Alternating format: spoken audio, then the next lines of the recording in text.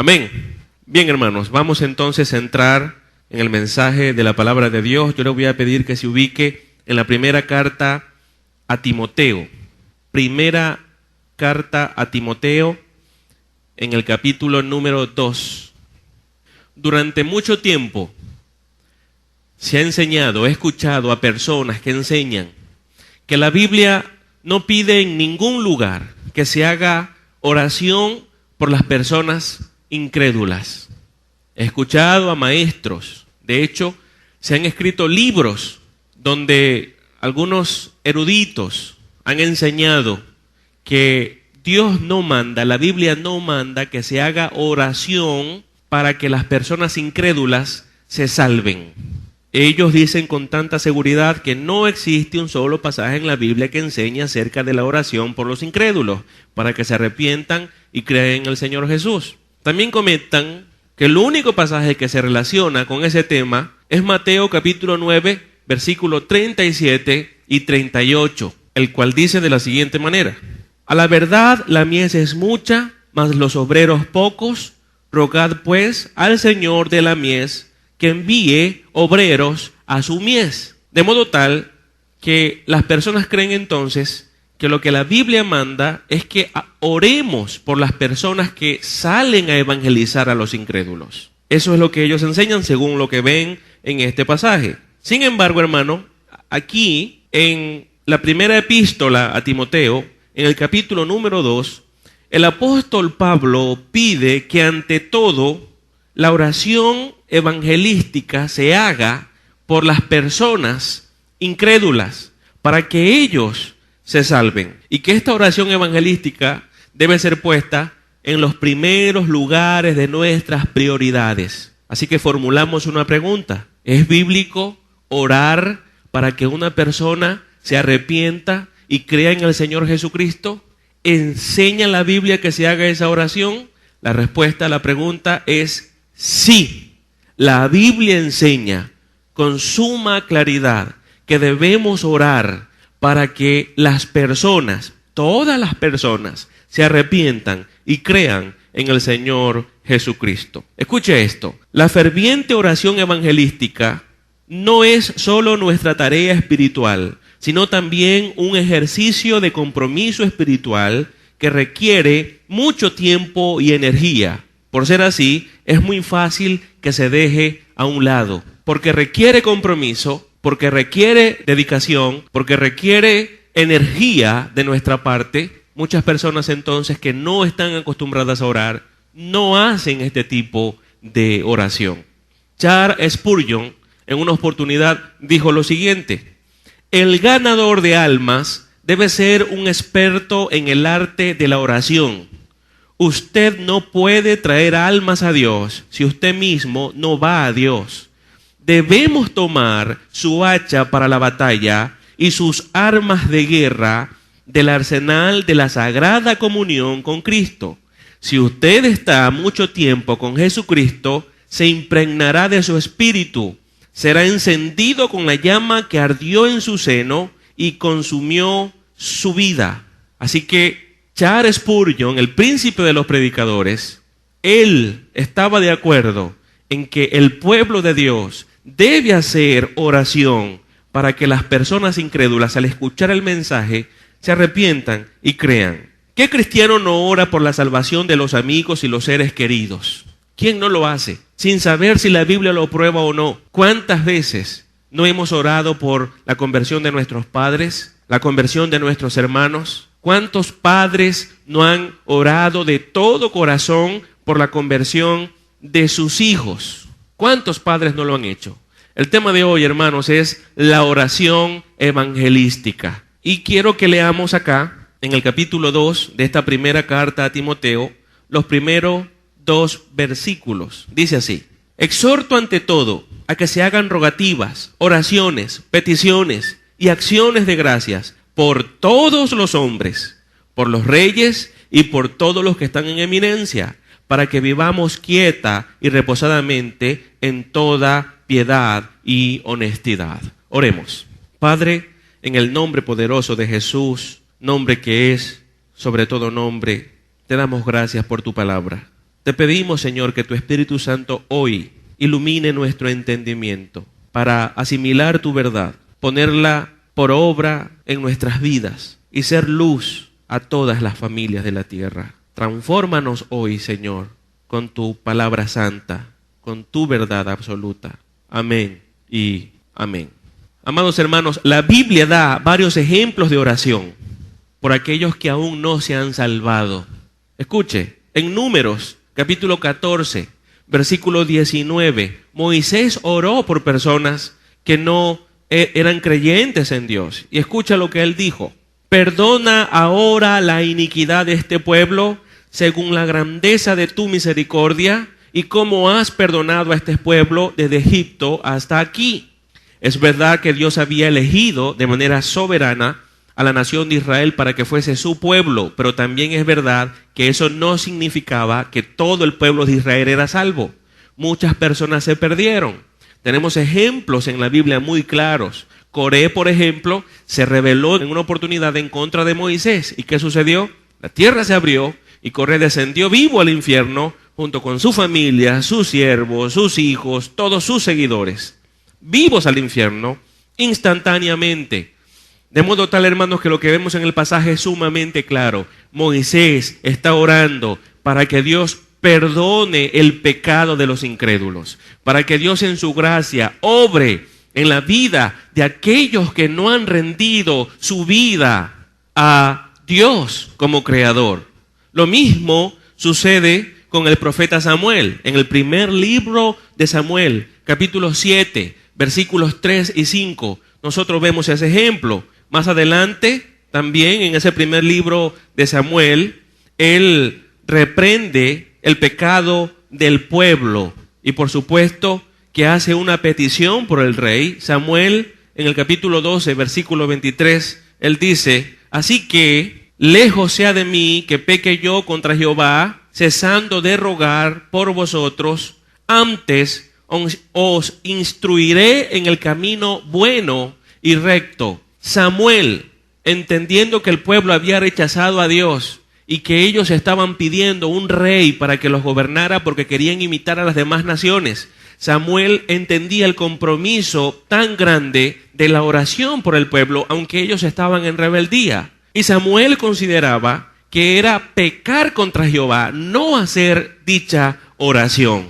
Nosotros debemos hoy, del mismo modo, así como Samuel, así como Moisés, así como ellos entendieron la gran necesidad que hay de orar por los incrédulos, debemos nosotros hoy entenderlo y cambiar esa manera de hacer que a veces tenemos apática a la oración y comenzar a tener una vida de oración diaria y comenzar a orar por las personas que no han creído en el Señor. Y aquí quiero hacerte una pregunta que debes responderte a ti mismo. ¿Eres una persona que has orado por los incrédulos? ¿Eres alguien que clama cada día en su vida para que los incrédulos se arrepientan de su maldad? ¿O en lugar de hacer eso, tú has sido alguien que odias al incrédulo porque se comporta como un incrédulo? No tiene sentido que nosotros critiquemos a un perro porque ladra.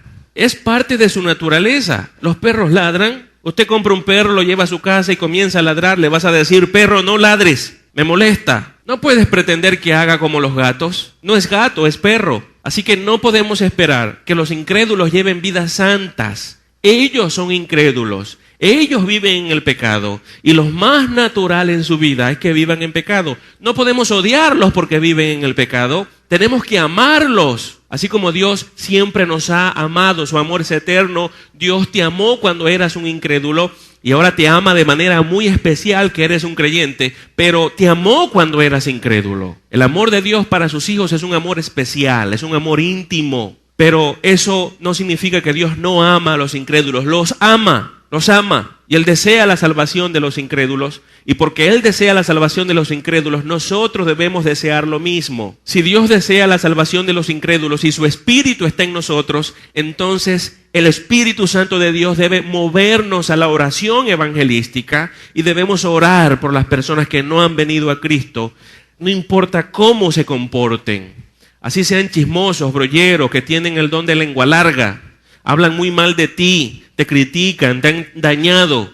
La respuesta de un creyente a personas incrédulas que le han hecho daño es amarlos y orar por ellos. Y más adelante vamos a ver algunos ejemplos. Jeremías también hizo oraciones. En el libro de Jeremías nosotros vemos ejemplos de este profeta clamando por el pueblo. Usted sabe que a Jeremías se le llamó el profeta llorón. Y muchas personas se ríen y se mofan del profeta porque era el profeta llorón. Y he escuchado a algunos decir, sí, él era un profeta y Dios lo usó, pero se quejaba tanto que vivía llorando. Eso no es cierto. Él no eran quejas porque le estaba sirviendo a Dios. El llanto de Jeremías era porque él estaba predicando la verdad de Dios a un pueblo rebelde que no se arrepentía. El lloro de Jeremías era un dolor en su corazón porque sus compatriotas no escuchaban el mensaje y no lo obedecían, seguían viviendo en rebeldía. Esa es la razón por la que Jeremías lloraba. El pecado del mundo debería también producir dolor en nuestro corazón. Cuando vemos a personas, así no las conozcamos, vivir en desobediencia, hacer cosas que ofenden a Dios, eso debería entristecernos en lugar de producir en nuestro corazón odio hacia ellos.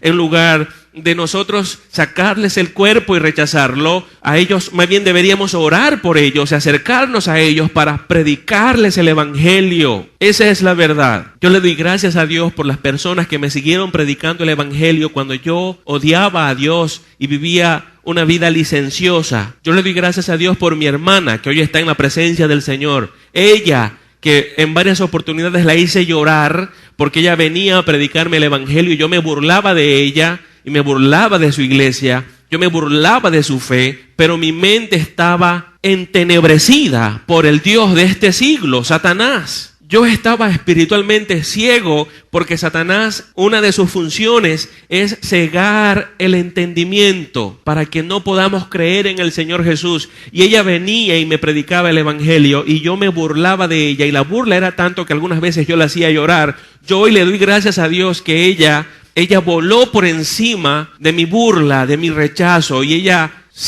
perseveró y siguió predicándome el evangelio. Yo le doy gracias a Dios por mi mamá, porque ella oró por mí una y otra vez, aunque a mí no me interesaba ir a la iglesia, no me importaba escuchar el mensaje de Dios, pero ella continuaba orando por mí. Yo le doy gracias a ellos porque a pesar de que los rechacé tanto, ellos siguieron orando por mí, ellos siguieron predicándome la verdad de Cristo y Dios obró en mi vida y hoy estoy sirviéndole. Así que doy gracias a Dios, pero doy gracias a esas personas que no renunciaron y que, aunque yo tenía un comportamiento hostil hacia el evangelio, ellos me amaron y oraron por mí y me predicaron la verdad. Esa es la actitud que cada uno de nosotros debemos asumir ante la sociedad impía en la que vivimos. Desearíamos un hogar donde nuestra familia fuese creyente, pero ¿estamos orando para que eso sea una realidad? Desearíamos que nuestro cónyuge fuese también una persona que se arrepiente y cree en el Señor, pero estamos orando para que eso sea así. Tenemos que orar por las personas que amamos, nuestra familia, por nuestros amigos que aún no son creyentes, pero tenemos que orar no solo por ellos, sino ir más allá aún en la oración. Y hacia allá estamos acercándonos. El Nuevo Testamento narra el testimonio de Esteban. Esteban oró por la salvación de quienes lo estaban matando. Escucha, Esteban, él predicó la verdad en el concilio. Y por predicar la verdad, las personas fueron hostiles a la verdad que Esteban predicó. Lo tomaron por la fuerza, lo llevaron a un despeñadero y comenzaron a arrojarle piedras hasta que lo mataron. Eso hicieron con él, lo rechazaron.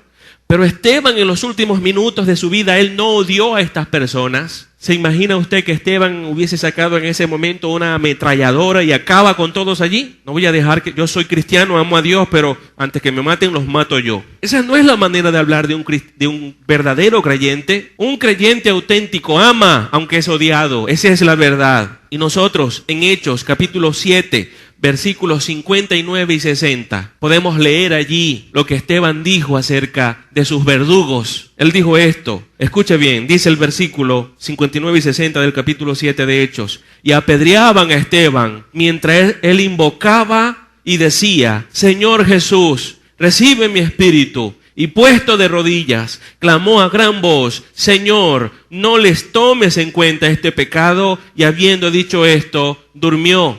¿Se comportó Esteban hostil hacia las personas que lo estaban asesinando? Escúcheme, no fue así. lo estaban matando y en el último segundo de su vida, él oró por ellos, oró para que Dios les perdonara. Y qué oración tan hermosa: no les tomes en cuenta este pecado, Señor. Pero muchas personas hoy, cuando son afectadas por los incrédulos, oran para que el fuego del infierno los consuma. Esa no debe ser la oración de un creyente auténtico. No debe ser. ¿Es Dios un Dios de venganza?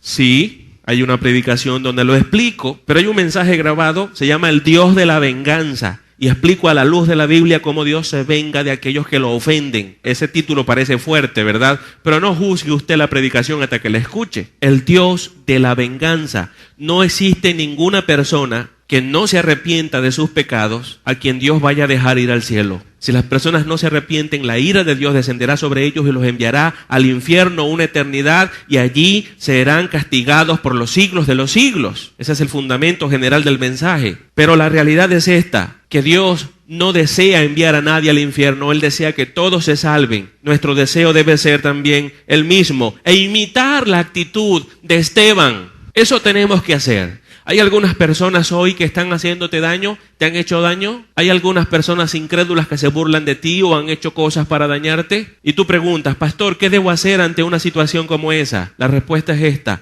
ora por ellos, ora. Pídele a Dios que perdone los pecados que han cometido en tu contra. Pídele a Dios que no tomen en cuenta esos pecados. Ora por ellos para que vean la luz de Cristo. Ellos se comportan así porque no conocen la verdad. Ellos viven así porque viven sin Dios. Así que ellos están sin esperanza. Una vez tú y yo también estuvimos en esa condición e hicimos cosas que no agradaban a Dios. Así que podemos entenderlos. Debemos orar por ellos. Debemos ponerlos en las manos de Dios, que la luz del evangelio brille, que se arrepientan. Pablo tenía un profundo deseo también por la salvación de los israelitas. Acompáñenme por favor a la epístola a los Romanos y vamos a ubicarnos en el capítulo número 9. Romanos 9, los primeros 4 versículos de ese capítulo. Y la palabra de Dios en Romanos 9 dice: verdad digo en Cristo, no miento, y mi conciencia me da testimonio en el Espíritu Santo que tengo gran tristeza y continuo dolor en mi corazón, porque deseara yo mismo ser anatema, separado de Cristo, por amor a mis hermanos, los que son mis parientes según la carne,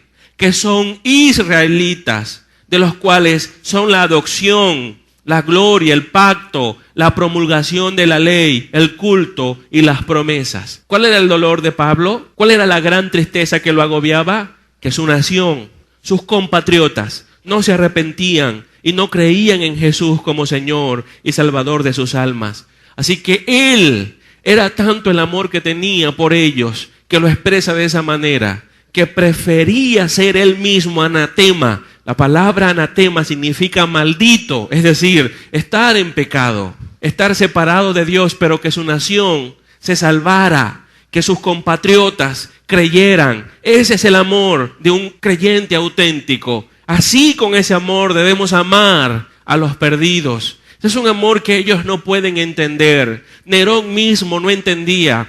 Era un hobby para Nerón, el emperador de Roma. Él era un líder tirano, cruel, déspota, y él perseguía a los cristianos, los asesinaba de las peores maneras. Para él era de mucha diversión poder crear formas diferentes de muerte y de tortura, y era una recreación para Nerón matarlos a ellos de diferentes formas. Y él no entendía. Los historiadores dicen que en una oportunidad él se preguntó: ¿cómo es posible que hayamos asesinado a tantos cristianos y estos aún siguen amando? No entiendo el amor de los cristianos. Es un amor que sobrepasa todo entendimiento. Es un amor que no puede ser trastornado, no puede ser destruido por la circunstancia, no puede ser destruido por el odio, porque es un amor que viene de Dios y que Él ha colocado en nuestros corazones. Si realmente somos hijos de Dios, escuche, la evidencia de eso es que llevamos vidas santas, sí, pero también es que amamos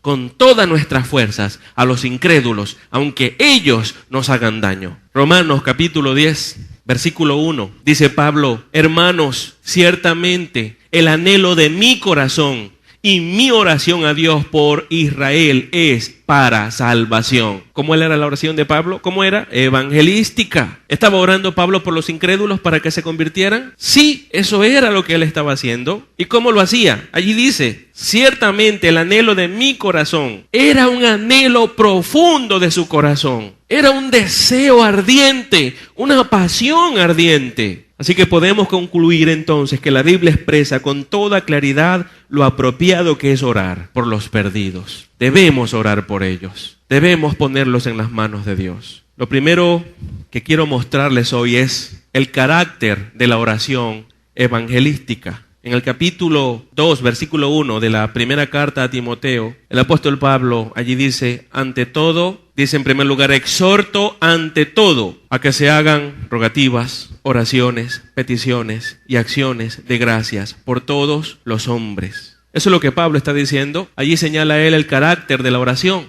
¿Cómo debe ser esa oración? El término ante todo es que la iglesia debe comprender la importancia de su misión evangelística. Pablo dice ante todo porque orar por la conversión de los incrédulos es algo realmente importante. Es algo que la iglesia no puede colocar de lado. Debe ser lo que tengamos escrito en nuestras frentes, delante de nosotros, y hacerlo constantemente. Debemos orar por los incrédulos y esa es la oración que más debemos hacer y no hacerla a un lado jamás.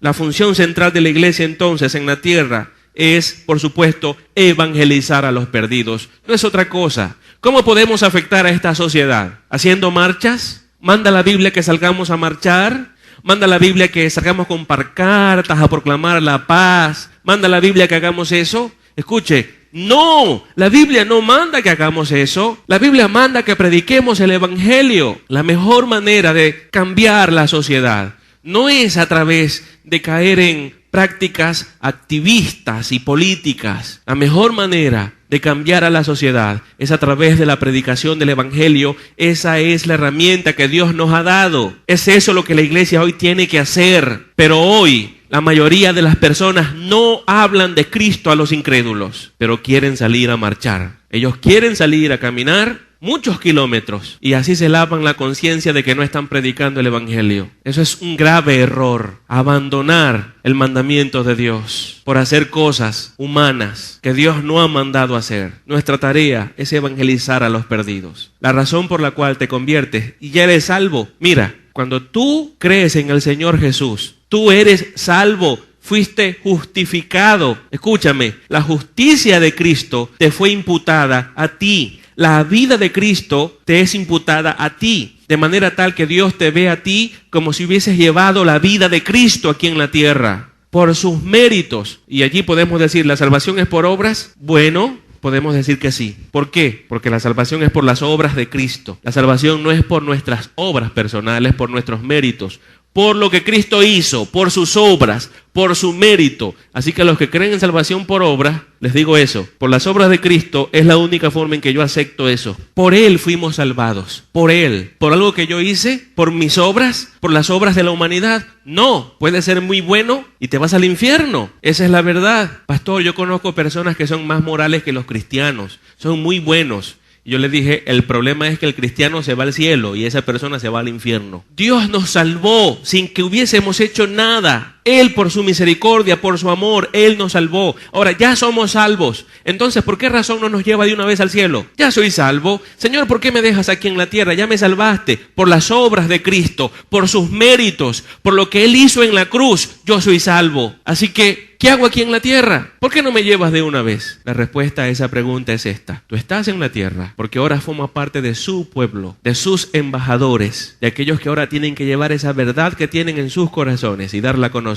a todas las personas, en todo lugar y en todo tiempo. Si tú no estás haciendo eso, tú estás en desobediencia. Si tú eres un incrédulo, no hay problema en que no evangelices. Pero si tú eres un creyente y no evangelizas, estás en pecado. Ahora, el punto es este. Si realmente soy creyente, para mí evangelizar debe ser de sumo gozo, porque el Espíritu Santo de Dios es el que produce en mí el querer como el hacer por su buena voluntad. Así que lo que hago, lo hago porque Dios me mueve a hacerlo y eso me llena de gozo. Porque todo aquello a lo que Dios me mueve a hacer produce gozo en el corazón del creyente. Para un cristiano genuino, obedecer a Cristo produce gozo. Para un incrédulo, obedecer a Cristo es un peso. Él no cree en Cristo, él prefiere desobedecer. Así que para un cristiano auténtico, evangelizar no es una cosa difícil. No es una carga. ¿Me está oyendo? Tenemos una gran responsabilidad, tenemos un gran compromiso. ¿Cuál es? Orar por los perdidos para que crean, pero predicarles. Una vez un predicador dijo, no le hables a alguien de Cristo antes de haberle hablado a Cristo de ese alguien. Yo oro a Dios por los perdidos y luego ¿qué debo hacer? Voy y le predico a los perdidos de Dios. Ninguna de las dos cosas debemos dejar de hacer. Ahora Pablo dice allí, exhorto ante todo. La exhortación. El que Pablo emplea exhorto en vez de mando, porque él pudo decir mando ante todo. Él es un apóstol. Él tiene la autoridad de Cristo. Él puede decirle a los hermanos de la iglesia en Éfeso que en Éfeso, porque Timoteo es el pastor de la iglesia en Éfeso. Amén. Así que se está dirigiendo a la iglesia en Éfeso y les está dando una orden apostólica. Así que él puede decir mando, pero su corazón está encendido de tanta pasión, de tanto arrojo a la predicación, que Pablo prefiere utilizar la palabra exhorto. Exhortar no es regañar. Exhortar es pararme al lado de alguien y animarlo a hacer algo que es verdadero, que es justo.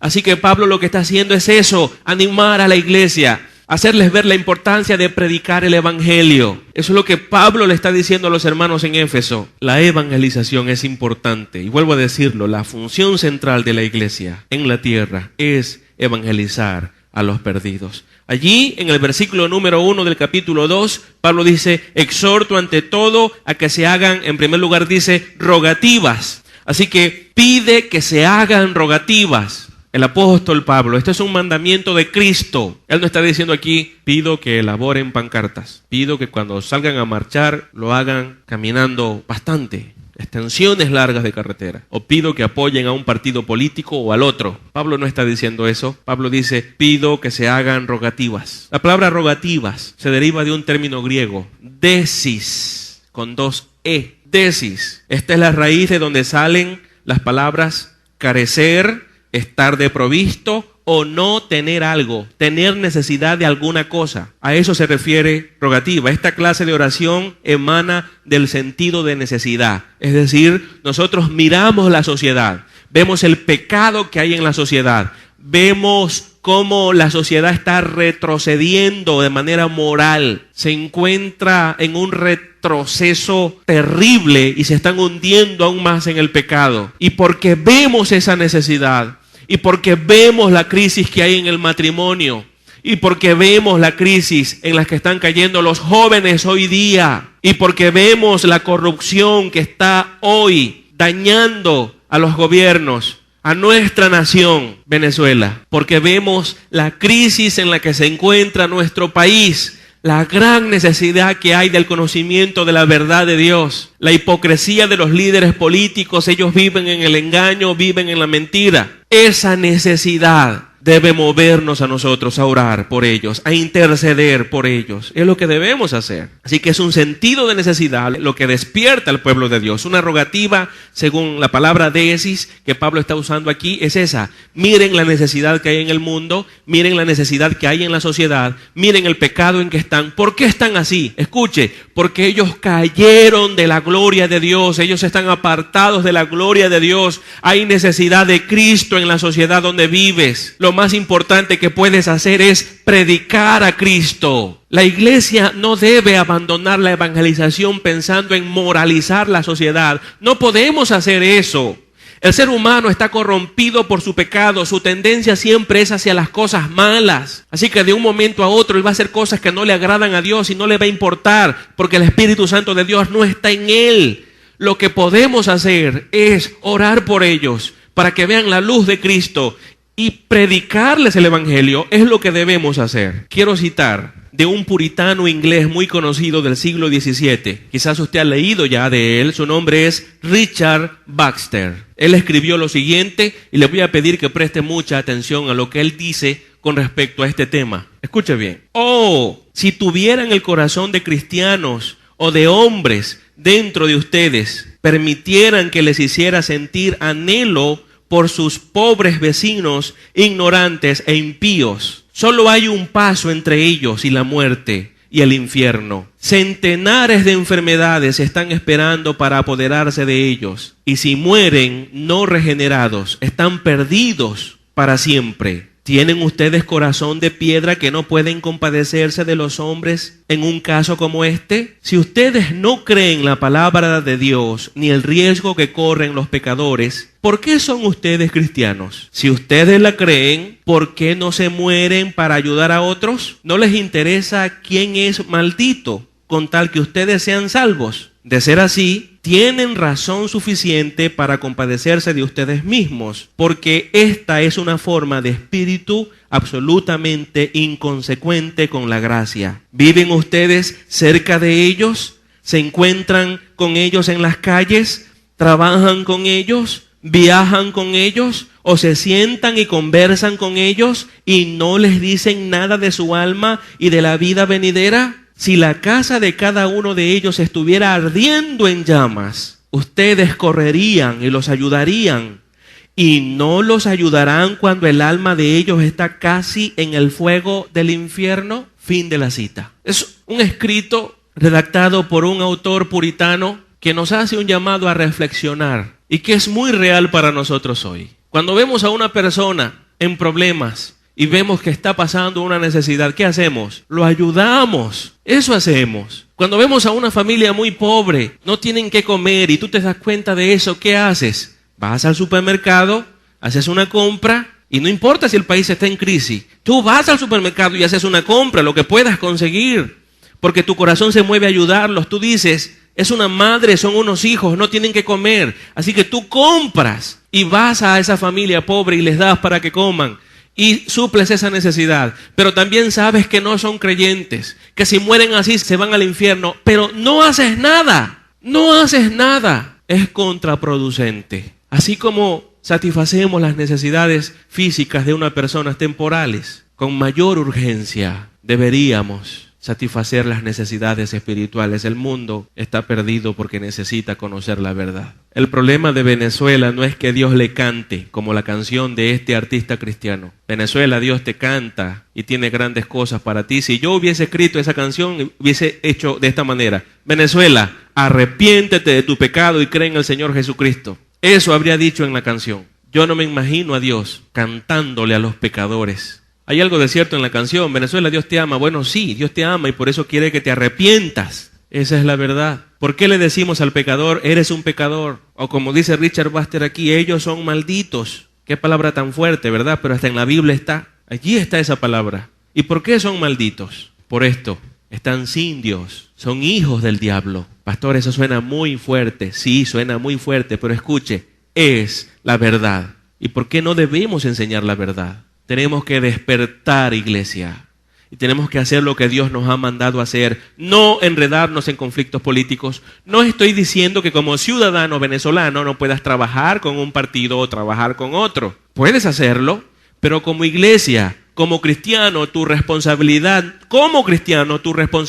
no es pretender cambiar a la sociedad con herramientas políticas. Como creyente te debes a Dios y Él te ha dado mandamientos y tú debes obedecerlos. Esa es la verdad. Te pregunto otra vez, ¿estás obedeciendo los mandamientos de Dios? La respuesta de la mayoría de las personas, de la mayoría de los hermanos es esta: no estoy obedeciendo realmente. Pero decimos que amamos a Dios. ¿Amamos a Dios y no amamos a las personas que están a nuestro alrededor? Oh Dios, yo te amo. ¿Cuántas personas en la iglesia no lloran? ¿Cuántas personas en la iglesia no levantan sus manos y lágrimas a Dios? Te amo, Dios. Y Dios dice, me amas pero no me obedeces. ¿Cuántas personas en la iglesia no le dicen a Cristo, tú eres mi Señor? Y Jesús le dice, me llamas Señor, pero no me obedeces.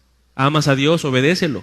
¿Crees que Jesús es tu Señor? Entonces obedece sin cuestionar. ¿Cuál es la relación de Jesús con nosotros? ¿Él es nuestro amigo? Sí, Él es nuestro amigo, pero Él es nuestro Señor. ¿Y cuál es nuestra relación con Él? ¿Somos sus amigos? Sí, somos sus amigos. Somos sus hijos, Él es Dios. Pero escuche, somos sus esclavos. Y un esclavo hace solo una cosa: obedecer. Yo vengo a la Biblia, abro la Biblia cada día, leo la Biblia, la estudio y en mi mente está esto presente siempre.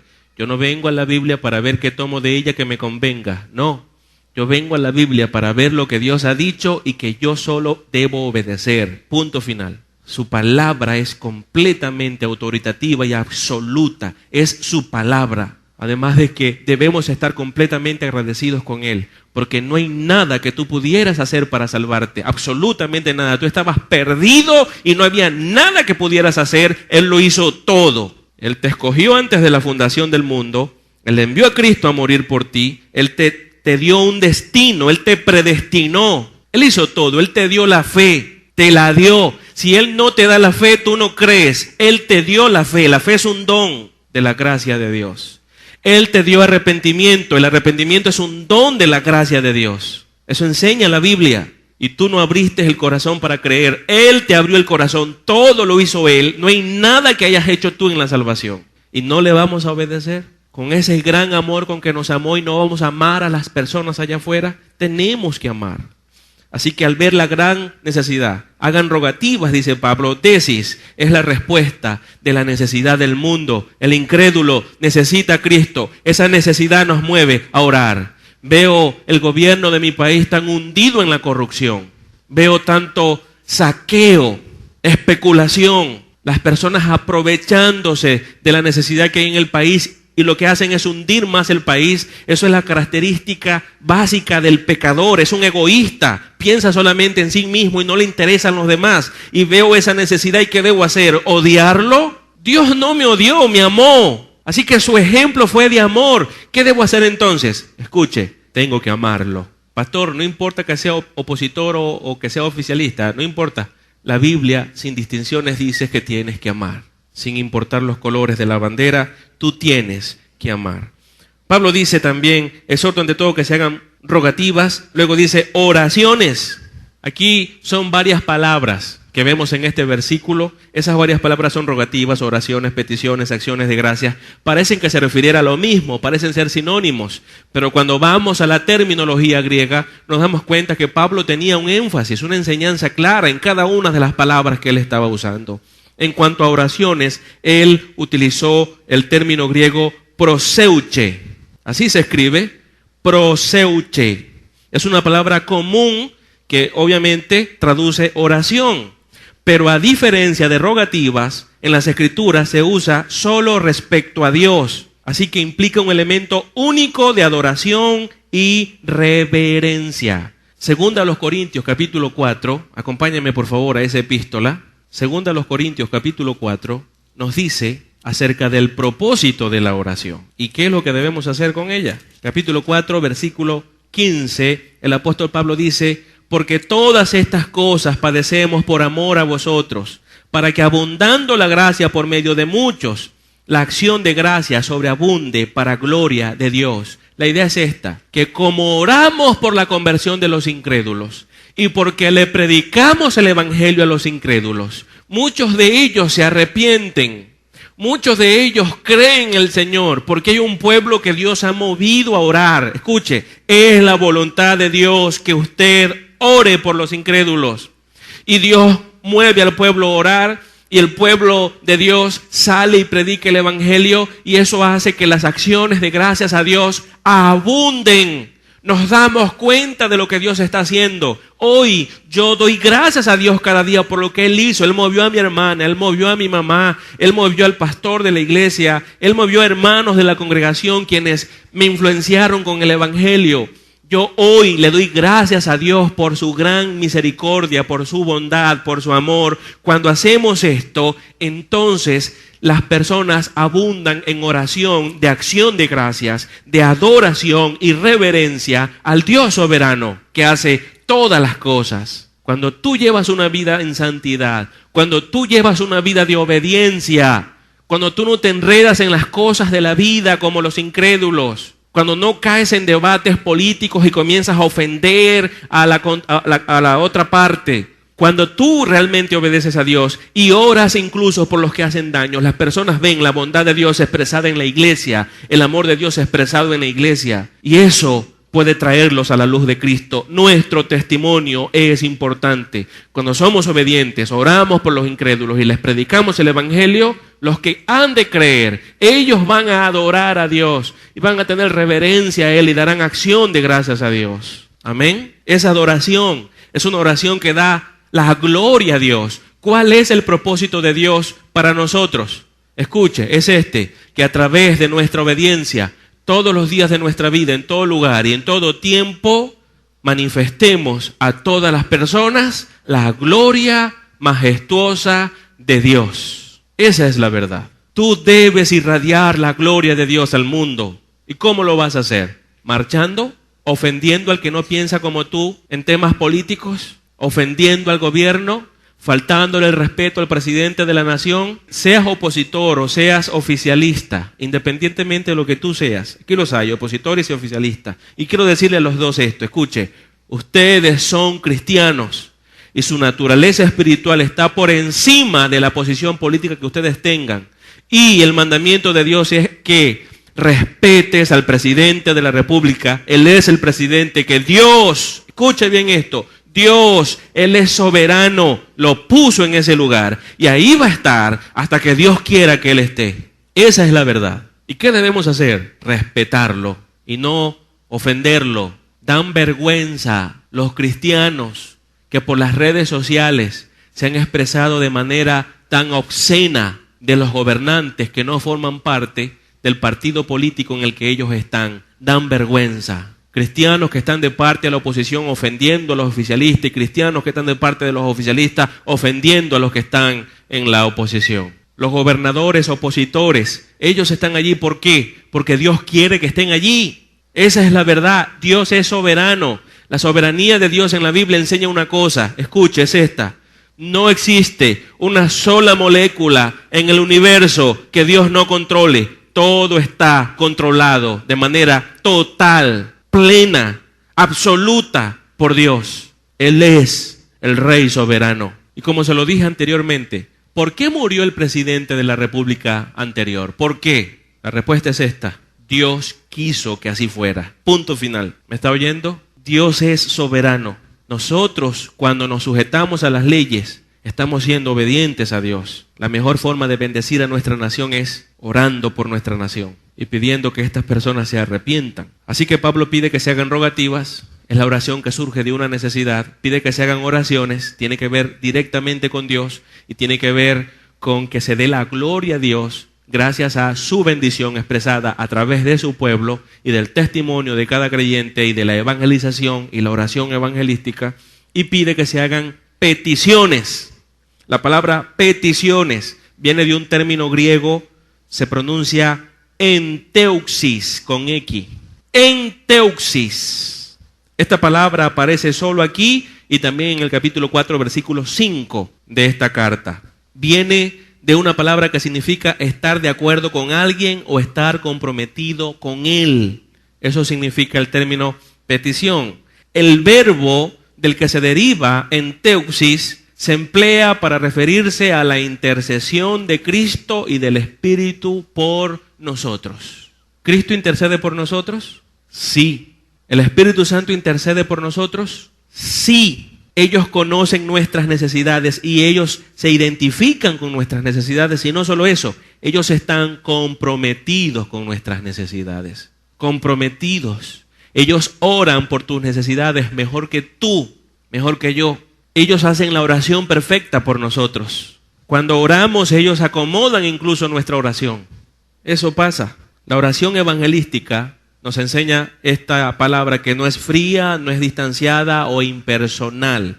Como un defensor público que va a defender a una persona y tú lo ves llegar y anda tan frío, él no siente tu dolor. Él es abogado, él va a defenderte y no siente tu dolor. Tú estás angustiado, tú estás bajo presión, tienes necesidades, tienes temor, no sabes qué va a pasar. Él sencillamente está moviendo una carpeta de un lugar a otro y está redactando documentos, pero es frío. Está haciendo un trabajo más. El Espíritu Santo de Dios, Cristo, no trabaja así con nosotros. Él nos ama con todas sus fuerzas. Nos ama. Él nos mueve a que nosotros oremos de esa misma manera, identificándonos con la necesidad del mundo. Así, esto tiene un sentido entonces de identidad. Clamamos por los perdidos porque entendemos la necesidad que ellos tienen de Dios. Ves a un joven comportarse tan mal y tú te das cuenta de la gran necesidad y eso produce en tu corazón dolor. Así que como leímos en pasajes anteriores, Pablo estaba realmente triste. Su corazón estaba realmente lleno de dolor por su nación, porque vivían en pecado, porque confiaban en un sistema legal, eran legalistas. Ellos hacían cosas malas. ¿Por qué todo eso produce en el corazón del creyente dolor? Hay necesidad de Cristo, por eso viven así. Mira, se va a morir y se va a ir al infierno, esa es la verdad. Hay personas aquí que tienen hijos que son incrédulos. ¿Dónde van a ir ellos cuando mueran? ¿Tú piensas que tus hijos van al cielo porque tú eres creyente? Te equivocas. Escúchame, si tus hijos mueren en la condición de incrédulos, tus hijos se van a ir al infierno. Tus padres se van al infierno si no se arrepienten. Tu familia, tus seres amados van a ir al infierno si no se arrepienten. Esa realidad tenemos que identificarnos con ellos. ¿Te gustaría a ti ir al infierno? No, no vas a ir al infierno porque has creído en el Señor, pero si ellos mueren, van a ir al infierno. ¿Qué es lo más importante que puedas hacer por tus hijos hoy? Predicarles la verdad, el evangelio. Hay padres cristianos que dicen, trabajo fuerte y le doy todo a mis hijos y mucho dinero a mis hijos para que estudien, se gradúen y puedan tener una vida estable de manera económica. Escúchame, eso es bueno y es importante, pero no es más importante que se arrepientan. ¿De qué sirve que tú trabajes tanto, le des todo a tus hijos, una vida cómoda, ellos se gradúan, no tienen necesidades? Ok, eso es muy bueno. ¿De qué sirve? Se gradúan, llegan a tener un buen empleo y tú dices, lleno de orgullo, tengo un hijo que ha avanzado en los estudios y tiene buen trabajo y nunca le faltó nada. Yo le di los estudios, yo trabajé. ¿De qué sirve si cuando tu hijo se muera se va a ir al infierno una eternidad? Porque si tu hijo no es creyente, al morir va a estar en ese lugar. Y escúchame, una vez en ese lugar, no saldrá jamás de allí. Y hoy quiero que pienses en tus seres amados, tu familia. ¿Qué va a pasar con ellos cuando mueran? Ellos no conocen a Cristo y tú no predicas al evangelio a ellos, tú no oras para que se conviertan. ¿Qué va a pasar con ellos? Es terrible el futuro que les espera, terrible. Muchas personas hoy están tan entretenidas con esta vida que llevan que no están apercibidos de esa realidad. Pero el futuro para estas personas es terrible, una eternidad en ese lugar, en el infierno. Esa necesidad que tienen debe movernos a orar. El gobierno en el que estamos, el líder político que tenemos, el presidente de la nación, él es incrédulo, él no es creyente. Si él muere, él se va a ir al infierno. Él no puede gobernar esta nación de manera que esté en armonía con la palabra de Dios, porque él no reconoce la palabra de Dios como fuente de autoridad, de manera tal que sería una gran bendición para Venezuela si en lugar de estar ofendiendo al presidente de la República o estar hablando mal de él, la iglesia doblara sus rodillas y comenzara a orar por el presidente, orar por él, en lugar de estar lleno de soberbia, en lugar de estar lleno de enojo y comenzar a decir que lo quite Dios de allí, que lo quite Dios de allí. Dios no nos ha mandado a hacer tal tipo de oración por las personas que están en eminencia. No está eso en la Biblia, no está. Pero ¿puedo votar en contra, pastor? Ya te lo dije en el mensaje anterior. Tú puedes votar por quien mejor te parezca, siempre y cuando lo hagas en oración. Claro, ve y vota por quien mejor te parezca. Pero no puedes orar a Dios para que quite a alguien o ponga a otro. Tú oras para que el que está reciba la luz de Dios y su vida sea dirigida. Esa es la verdad bíblica. Pablo pide que se den acciones de gracias. Dice en el versículo, lea conmigo, 1 Timoteo 2, aún seguimos en el versículo 1. Exhorto ante todo a que se hagan rogativas, oraciones, peticiones, y dice luego, y acciones de gracias. ¿Cómo debe ser la oración? Con acción de gracias. ¿Con quejas? ¿Con críticas? Hay personas que en las redes sociales al presidente lo han llamado maburro y al otro líder político de la oposición, el gobernador de Miranda, lo llaman Capriles Falsowski. Le cambian el apellido y lo ofenden. Maburro y Falsowski. Tiene que darte vergüenza si tú te refieres así a los líderes políticos, porque Dios no te ha mandado a hacer eso. Estás haciendo todo lo contrario a lo que Dios dice en su palabra. Que un incrédulo haga eso no tiene nada de raro, pero que lo haga alguien que dice que es un creyente. Tú tienes que respetar porque Dios te manda a respetar. Esa es la verdad. No tienes el permiso de Dios para estar ofendiendo a las personas que Él ha puesto en eminencia como líderes de la nación. Debemos dar acción de gracias a Dios. ¿Hay algo que se le escape a Dios de las manos? ¿Usted cree que hay cosas que se le escapan a Dios de las manos? ¿Usted se imagina que usted va a ir a Dios, a su presencia, y le va a decir a Dios: Señor, mira cómo está mi país. Señor, ten misericordia de mi país. Señor, que tu gracia brille en mi país. Y usted cree que Dios le va a decir: ay, discúlpame, pero se me salió del control tu país. Si Dios respondiera eso, o fuera posible que Dios dijera eso, yo saldría corriendo de este país. Pero sé que Dios es soberano, todopoderoso, y no hay circunstancia alguna que Él no tenga bajo control. Así que estoy en este país y estoy confiado en que Dios sigue haciendo su voluntad y que no hay nada que pueda impedir que Dios haga su voluntad. Sea en este país o en cualquier otro, Dios está haciendo su voluntad. No va a venir un gobernante o X partido político a pararse delante de Dios e impedir que su voluntad se cumpla. Eso es imposible. El hombre no puede convertirse en un obstáculo para que Dios cumpla sus propósitos. Él los está cumpliendo ahora, aquí en Venezuela y en China, en cualquier país del mundo. ¿Y la iglesia qué debe hacer? Vivir de acuerdo a los mandamientos de Dios. Que se den acciones de gracias, dice Pablo. Esto es orar siempre con un espíritu de gratitud a Dios. Tienes que dar gracias. Señor, gracias porque tú nos sostienes en medio de la crisis que vivimos. Gracias, Señor. Tienes que ser agradecido siempre. No vengas con quejas a Dios, ven con acción de gracias a Dios. Como dice el Salmo que debemos entrar por los atrios con alabanzas, con acción de gracias. Venir a la presencia de Dios con acción de gracias. ¿Cuáles son los motivos por los que debemos dar acción de gracias a Dios? Porque el Evangelio se está extendiendo en la tierra. Porque el Evangelio se está predicando en nuestra nación. Le decimos a Dios: gracias. Tenemos que seguir predicando el Evangelio. ¿Lo va a hacer un partido político, opositor o oficialista? Ellos se van a encargar de la evangelización. Olvídese, ellos no van a hacer eso. Ese es tu trabajo y el mío. Ese es el trabajo de la iglesia del Señor Jesucristo en este país. Tenemos que dar gracias por el privilegio de evangelizar.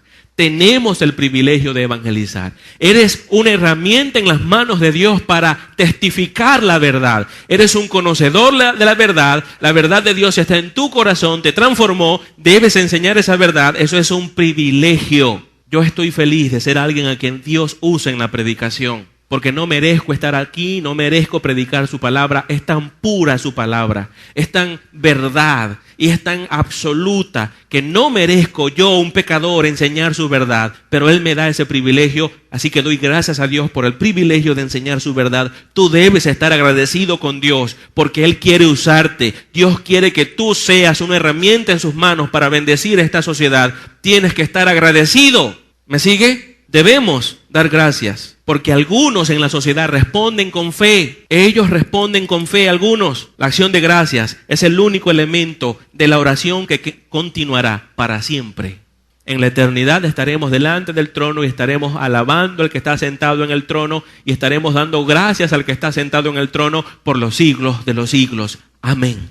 Esa es la verdad. El versículo, la parte B del versículo y la parte A del siguiente versículo, el 2, nos habla a nosotros del segundo punto. El primero es el carácter de la oración, el segundo es el alcance de la oración evangelística. ¿Cuál es su alcance? El versículo 1 dice que la oración, las rogativas, oraciones, peticiones y acción de gracias debe ser ¿por quién?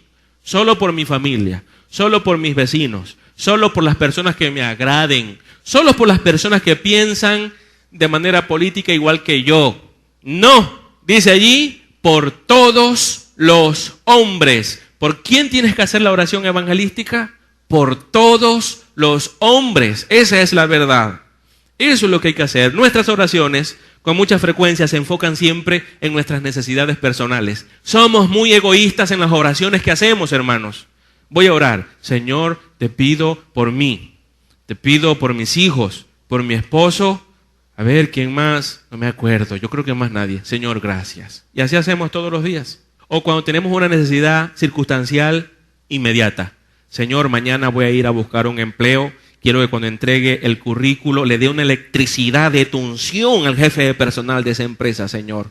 Electrocútalo, Señor, con tu unción para que reconozca que yo soy tu ungido. ¡Aleluya! Y nos enfocamos y nos afincamos en necesidades que son inmediatas. Pero ¿realmente oramos nosotros por todas las personas? El alcance de la oración es ¿a quién? ¿A quién incluye? ¿A quién? A todas las personas. Todas es todas. Sin distinción de nadie. ¿Me está oyendo? Pablo pide oración evangelística por todos los hombres. No hay lugar para ser exclusivos aquí. No debemos orar por los escogidos solamente. Señor, te pido que aquellas personas que tú escogiste desde antes de la fundación del mundo sean salvos. No, ese no es el mandamiento de la Biblia. Ahora, ¿Dios escogió a personas para que se salven? Sí, pero tú no sabes quiénes son. ¿Es bíblica la predestinación? Sí, pero tú no sabes quiénes son. El mandamiento de Dios es que oremos por todas las personas para que todos reciban el evangelio y sean salvos. Tienes que orar por todas las personas. Ese es el mandamiento. Ahora, se nos dice que Dios quiere que todos sean salvos. ¿Por qué estoy diciendo que en este pasaje la oración es evangelística? Porque así concluye Pablo en el versículo 4 la idea de los primeros 3 versículos en 1 Timoteo capítulo 2. Usted podría decir, pastor, demuéstreme en el contexto del pasaje que allí Pablo está hablando de la oración evangelística por los impíos. Bueno, está mencionando aquí esta expresión, todos los hombres, orar por todos. Y en el versículo 4 dice, el cual, aquí se refiere a Dios, el cual quiere, Dios quiere, que todos los hombres sean salvos y vengan al conocimiento de la verdad. ¿Me está oyendo? Está hablando de la salvación, así que en el contexto debemos notar entonces que la oración es evangelizadora. Es para que se salven todos los hombres. Para Dios no hay placer en la muerte de los malvados. ¿Usted cree que Dios se alegra de enviar gente al infierno? Mateo capítulo 24, el discurso de Jesús en el Monte de los Olivos. Escuche esto. Dios no creó el infierno para los seres humanos. La Biblia dice que Dios creó el infierno para Satanás y sus demonios. Pero los seres humanos van a ese lugar porque no se arrepienten. Dios no se alegra de enviar a los pecadores a ese lugar. No le causa placer a Dios en condenar a los perdidos. No. Ezequiel capítulo 33, versículo 11 nos enseña esa verdad. Dios no se alegra de condenar a los impíos. Él quiere que todos se arrepientan. La verdad es que no todos se van a arrepentir porque rechazan a Dios, odian a Dios. Algunas personas se salvan porque Dios las eligió para que se salvaran, eso es bíblico. Pero a la par con eso va esto, los que se pierden no es porque Dios no los eligió. No, hermanos, no, se perdieron porque Dios no los eligió. No, ¿sabe por qué se pierden? La respuesta es esta, porque no quieren creer. Juan capítulo 5, versículos 39 y 40. El Señor Jesús habla allí con los sacerdotes de la época, los fariseos, y les dice, vosotros escudriñáis las escrituras porque ellas son las que dan testimonio de mí, y en el versículo 40 les dice, y no queréis venir a mí para que tengáis vida. ¿Por qué las personas no se arrepienten? ¿Por qué no vienen a Cristo? ¿Porque Dios no las eligió? No, porque no quieren. Esa es la verdad. El deseo de Dios es que se arrepientan las personas, así que nuestro deseo debe ser el mismo. Debemos desear que todas las personas en todo lugar se arrepientan. ¿Me sigue? La oración por la salvación de los perdidos es perfectamente consecuente con el corazón de Dios. Dios desea, es su voluntad, que tú ores por todos los perdidos. Hay un mandamiento de Dios a todos los perdidos, a todos. Dios no mandó solo a sus elegidos que se arrepientan, no. Dios mandó a todos que se arrepientan. Hechos capítulo 17, versículo 30. Dios manda a todas las personas. Él ha dado mandamiento a todos los hombres para que se arrepientan y se vuelvan a Dios. Repito otra vez la cita, si usted está tomando nota, Hechos 17:30. Debemos pedir que ellos lo hagan y abracen la salvación. Tito, capítulo 2, versículo 11, nos habla de eso. En Hechos, capítulo 3:26, acompáñeme a ese libro, Hechos 3:26, el apóstol Pedro, en una oportunidad, le está predicando y él dice esto, dice, a vosotros primeramente Dios, habiendo levantado a su Hijo, lo envió para que os bendijese, a fin de que cada uno se convierta de su maldad. Esa expresión, cada uno se convierta, incluía a todas las personas. Y es lo que Pedro estaba enseñando allí. El propósito de Dios al levantar a Jesús fue declarar que cualquier persona puede volverse de sus pecados. ¿Hay personas que no se pueden arrepentir? No es cierto, hermanos. No hay personas que no se puedan arrepentir. Todos pueden arrepentirse. El punto es que están corrompidos por su pecado, están depravados en su maldad y no quieren. La elección y la predestinación no niegan la responsabilidad del hombre en creer en Jesucristo. Eso hay que tenerlo claro.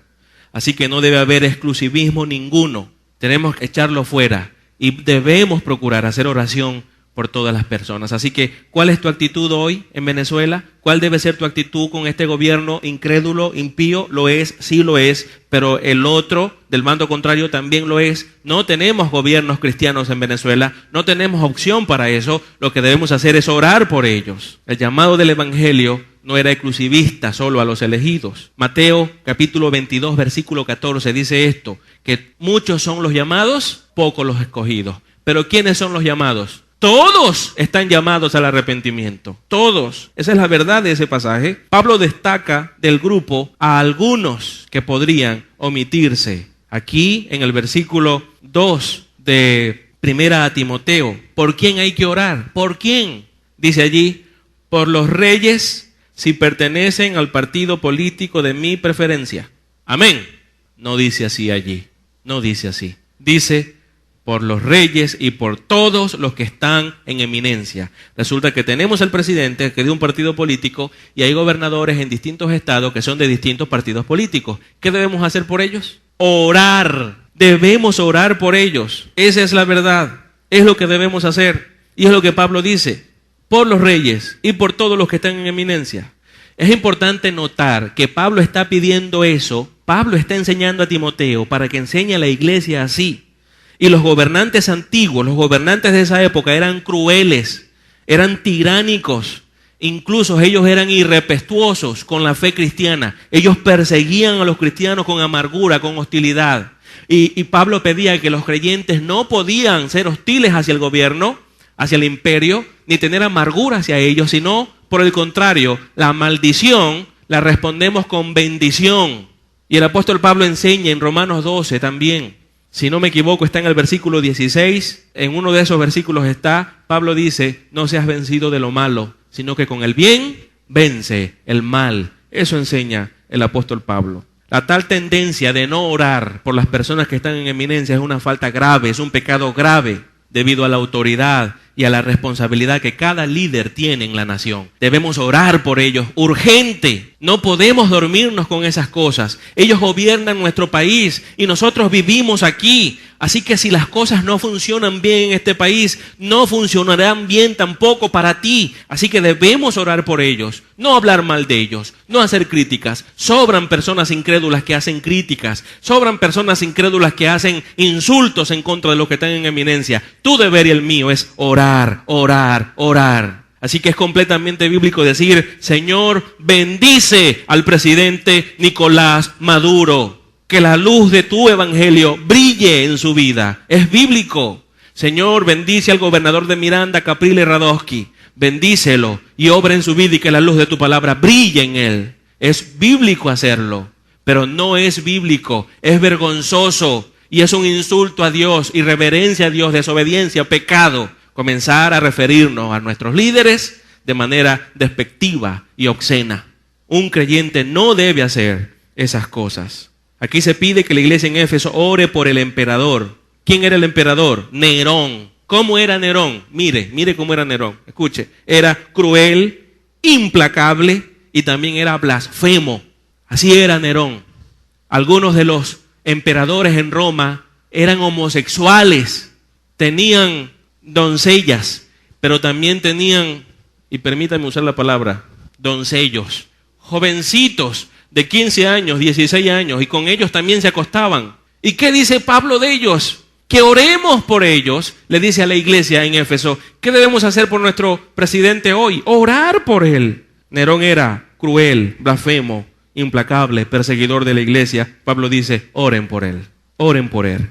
La oración por los que están en eminencia no es solo para que sean sabios, sino para que se arrepientan y sean salvos. Te pregunto, no respondas. ¿Has orado por el presidente de esta nación para que se arrepienta y crea en el Señor? Si tu respuesta es sí, qué bueno, estás obedeciendo y estás haciendo lo que debes hacer. Si tu respuesta es no, has pecado, pide perdón a Dios, corrige eso, ora por el presidente. ¿Hay que orar por el presidente de la Asamblea Nacional? Sí, hay que orar por él, hay que hacerlo. Así que debemos orar para que se salven. Pablo no manda orar para que quiten de sus puestos a los malos gobernantes o aquellos con los que no estamos de acuerdo en la política. Señor, quita a este hombre de allí, al gobernador o al presidente, quítalo. No es una oración bíblica. La oración bíblica es, Señor, bendice y usa a esa persona que tú has puesto en el poder. Dios es soberano. Los creyentes deben ser leales y obedientes a su gobierno. Voy a repetir eso. Los creyentes deben ser leales y obedientes a su gobierno. Repita conmigo, los creyentes deben ser leales y obedientes a su gobierno. Pastor, deme un texto bíblico. Se lo voy a dar para que tome nota. No lo vamos a leer. Romanos capítulo 13, versículo 1 al 5. Romanos 13, versículo 1 al 5. Primera carta de Pedro, capítulo 2, versículo 17. Debemos ser leales al gobierno. Leales. La iglesia no debe olvidar que nuestras armas no son carnales. Nuestras armas no son carnales. El pueblo sale a protestar, lanza piedras, quema cauchos, quema carros del gobierno, están llenos de hostilidad. ¿Y qué debe hacer la iglesia? Hacer lo mismo. Nuestras armas no son carnales, sino poderosas en Dios para derribar toda fortaleza. ¿Cuál es nuestra arma primordial? Y única. No tengo otra. ¿Me está oyendo? Esa es la verdad. Eso está en 2 Corintios 10:4. Nuestra única arma. 2 Corintios 10:4. La clave para cambiar una nación es la salvación de los pecadores y esto requiere una fiel oración. ¿Quién dijo eso? John MacArthur. Lo vuelvo a decir otra vez. La clave para cambiar una nación es la salvación de los pecadores y esto requiere una fiel oración. John MacArthur. Tertuliano, el teólogo de finales del segundo siglo. Tertuliano, del segundo siglo de la iglesia. Él escribió lo siguiente, escuche. Había un emperador cruel, déspota, tirano, obsceno, blasfemo, perseguidor de la iglesia. Y Tertuliano escribió esto. En el segundo siglo, escuche bien. Sin cesar, por todos nuestros emperadores ofrecemos oración. Oramos por una vida prolongada, por seguridad para el imperio, por protección para la casa imperial, por ejércitos valientes, un senado fiel, un pueblo virtuoso, el mundo en paz, cualquier cosa que como hombre o César un emperador desearía. Oramos por eso, dijo Tertuliano. Teófilo de Antioquía, otro teólogo de la misma época, dice esto: honre al rey, esté sujeto a él y ore por él con mente leal, porque si lo hace, hace la voluntad de Dios. ¿Debemos honrar al presidente? ¿Debemos orar por el presidente? ¿Debemos ser leales al presidente? La respuesta a esa pregunta es esta: sí. ¿Y qué pasa cuando hacemos eso? Estamos haciendo la voluntad de nuestro Padre Celestial. Estamos haciendo la voluntad de Dios. En tercer y último lugar, el beneficio de la oración evangelística. Hay un beneficio. Déjame repetirte los otros dos puntos. El primer punto es, hablamos del carácter de la oración evangelística, hablamos del alcance de la oración evangelística. Finalmente, el beneficio de la oración evangelística está en el versículo 2. Para que vivamos quieta y reposadamente en toda piedad y honestidad. ¿Qué va a pasar si hacemos esto? ¿Qué va a pasar si en lugar de estar peleando como los incrédulos, marchando como los incrédulos, ofendiendo a los que están en eminencia como los incrédulos, qué va a pasar si hacemos eso? Hermanos, la iglesia se va a meter en terribles problemas si hacemos eso. Nos hemos salido de la voluntad de Dios, no estamos cumpliendo su mandamiento, estamos en pecado. Pero si somos sumisos, el resultado va a ser lo que dice el versículo 2. Si somos personas de oración, el resultado va a ser lo que dice el versículo 2.